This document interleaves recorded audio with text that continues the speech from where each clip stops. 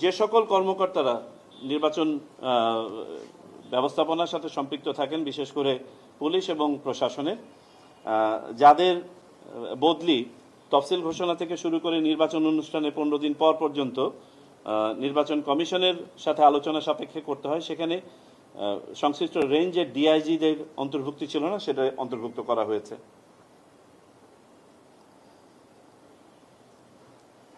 কৃত্রিম বুদ্ধিমত্তা ইত্যাদি ব্যবহার করে যে কোনো ধরনের মিথ্যাচার বা অপবাদ ছড়ানো ইত্যাদি ব্যাপারে প্রার্থী, দল, সংস্থা, মিডিয়া সংস্থা সবার ব্যাপারে ব্যবস্থা নেওয়ার প্রভিশন করা হয়েছে। নতুন রাজনৈতিক দল যারা নিবন্ধনের জন্য আবেদন করেন তাদেরকে সাধারণভাবে আমাদের বিধি অনুযায়ী 30 দিন পর্যন্ত অতিরিক্ত সময় দেওয়া হয় তাদের গঠনতন্ত্রের ব্যাপারে। এটা 30 দিনই থাকবে, যদিও বা সংস্কার কমিশন এখানে 90 দিন পর্যন্ত এটাকে বৃদ্ধি করার ব্যাপারে একটা প্রস্তাব করেছিলেন। আমরা বিবেচনা করে দেখেছি, এটা করতে গেলে পরে দেখা যাবে আমরা এই কাজটা সম্পন্ন করতে পারবো না, প্রসেসটা অনেক ডিলে হয়ে যাবে।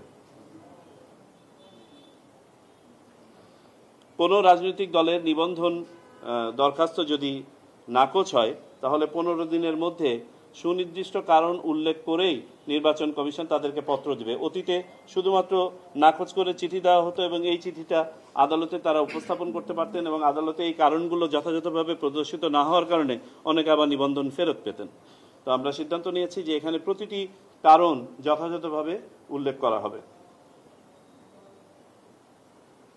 কোনো রাজনৈতিক দলের কার্যক্রম স্থগিত হলে বা নিষিদ্ধ হলে নিবন্ধন স্থগিত করার যে এটা একটু অস্পষ্ট ছিল, এটা স্পষ্ট করে আরপিওতে অ্যাড করা হয়েছে।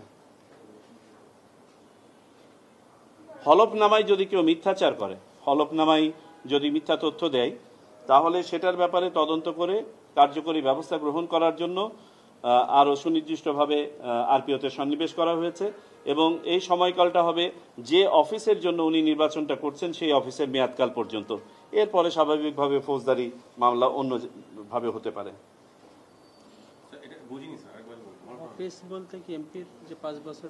জি জি জি, আর যে অফিসের জন্য অর্থাৎ এমপি যে ডিউরেশনের জন্য উনি এমপি নির্বাচিত হলেন, এই অফিসের জন্যই তো নির্বাচনটা করেছেন এবং এই অফিসের নির্বাচনের জন্যই তিনি হলফনামাটা দিয়েছেন।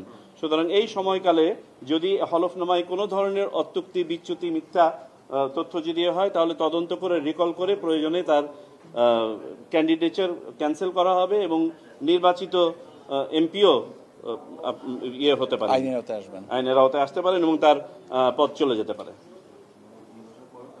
জি, তবে এই 5 বছরের পরে গিয়ে আর নির্বাচন কমিশনের এটাতে এখতিয়ারের মধ্যে থাকবে না। আপনারা একটা প্রস্তাব করেছিলেন, দাবি করেছিলেন সংবাদকর্মীদের ভোট। এটা নিয়ে আমরা বিস্তারিত আলোচনা করেছি। মাঠ পর্যায়ে দেখা যাচ্ছে যে অনেক সংবাদকর্মী অ্যাক্রিডিটেশন করে থাকেন জাস্ট নির্বাচনের আগ মুহূর্তে, 1, 2, 3, 4 দিন। তো আমরা সিদ্ধান্ত নিয়েছি আগামী সপ্তাহে আপনাদের সাথে আমরা এটা নিয়ে একটু আলোচনা করতে চাই, আপনাদের মতামতগুলো শুনতে চাই, কিভাবে এটা করা যেতে পারে আর না গেলে কিভাবে আপনারা দিতে পারেন ভোটটা। আপনাদের সাথে আলোচনা করা হবে আগামী সপ্তাহে, এটা নিয়ে আমরা আপনাদের সাথে আলোচনা করব।